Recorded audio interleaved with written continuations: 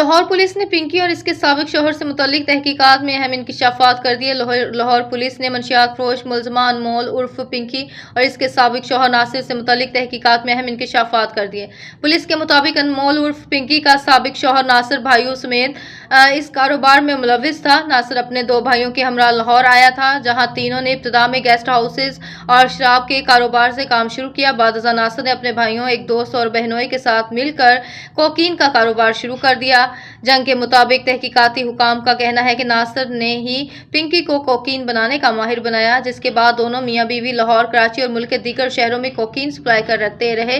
बाद में नासिर अपने भाइयों समेत ये कारोबार कराची मुंतकिल कर गया, जहां नेटवर्क को मजीद वसअत दी गई। मुलजमा पिंकी ने 2021 में राना अकरम के कहने पर नासिर से तलाक ली थी।